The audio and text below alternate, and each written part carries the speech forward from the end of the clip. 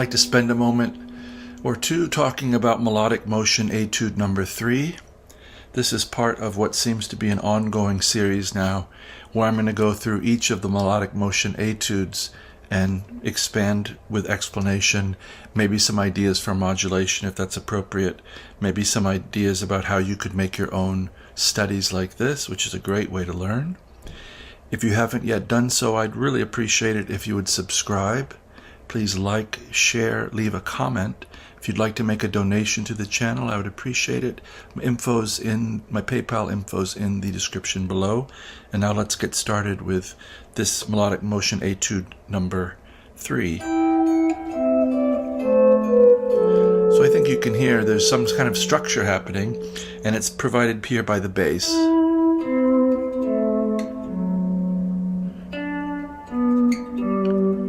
So what we have is a series of thirds, descending thirds.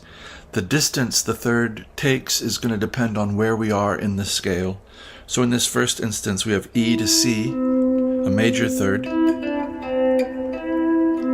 then C, down to A, a minor third, A to F sharp, a minor third. This is all going to be, by the way, in the key of 1 sharp, except I think we're going to get D sharp at the end here, so we can get a 5 chord for E minor. So that D sharp note's going to be part of B7 or E harmonic minor there right at the end.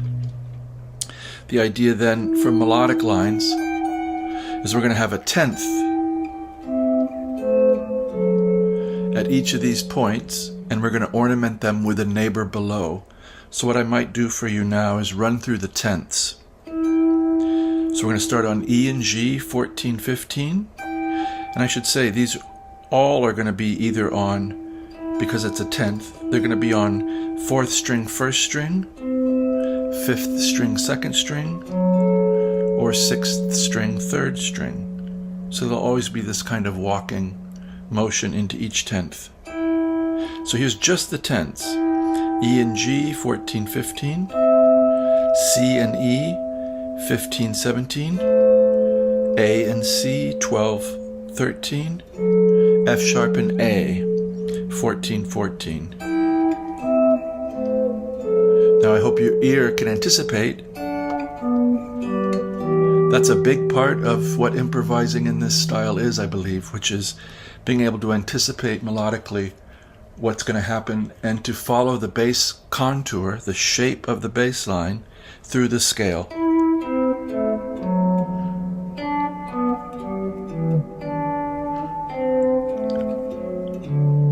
All the way down. So tenths. E and G, C and E, A and C, F sharp and A.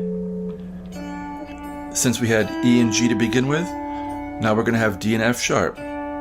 12 and 14, 14, 15, G and B, 10, 12, E and G, 12 and 12.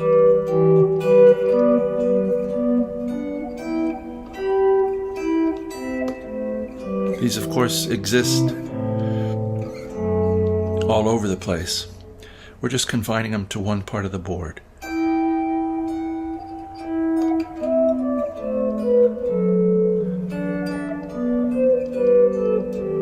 Now we could, the next set of tenths, C and E, 10 and 12,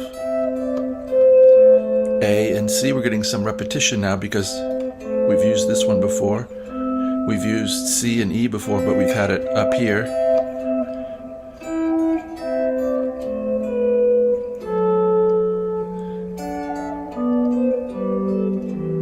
Many ways to go. So this is going to end in a major chord shape, D and F sharp at 10 and 11. That was from C and E, 10, 12, melodic pitch below, 12, 13, melodic pitch below, 9 and 10, F sharp and A, melodic pitch below G, 12th fret of the 3rd string, coalescing into D and F sharp, 10 and 11. Then where were we? coming down into C. B and D, melodic below. We need to have probably middle finger on that bass so we can make these fingerings happen. So 9 and 10, 8, 10 and 12, melodic below 10.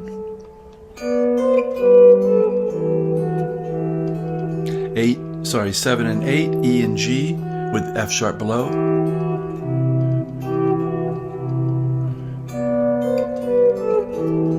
Now use middle two fingers for C and E there. 8 and 9, C and E.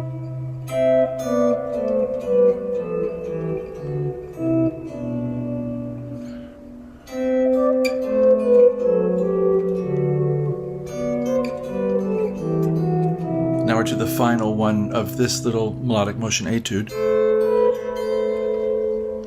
This is A and C, 7 and 8, melodic neighbor below.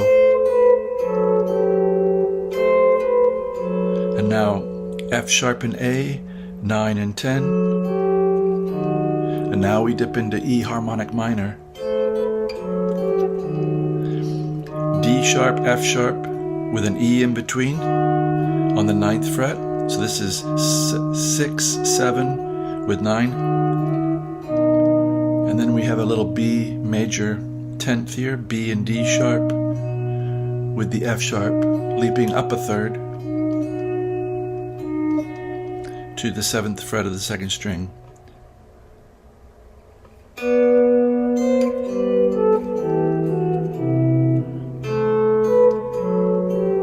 So it changes, little B7 action, E minor. This is, I'm using a bar, 7 and 8, lifting the bar to 7. A little B7 chord with a suspension. This is 9 and 9, F sharp and E, resolving to D sharp. First inversion E minor. G and E, 10 and 9. If you want to cap it off. Here I'm reaching out from G and E, 10 and 9 to 7, and to E and G there at 7 and 8.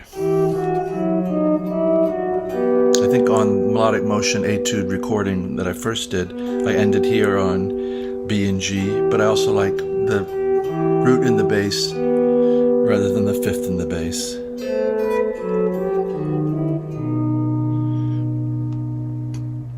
So, we could also do these all on the same string set. We just have to pick out the right thirds. Could also extend. Let's see.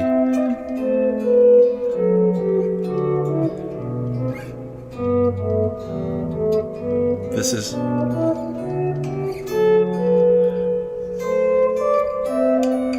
see, I'm having to think about it a second. And what I'm thinking about is I'm just looking for the next diatonic scale neighbor. G would go to B, D, F sharp, A would go to C, E would go to G. So I'm leaping thirds in the bass. Here we're going straight scale-wise. So I hope this has been something interesting that might help you with your music. Try to integrate it into your visualization of the board and your sense of harmony.